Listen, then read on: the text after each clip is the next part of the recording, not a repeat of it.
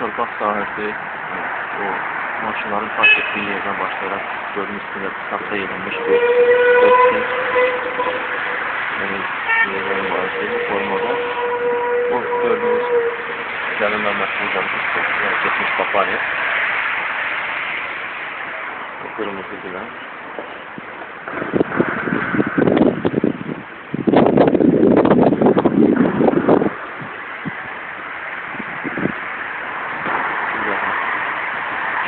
bu taraf ise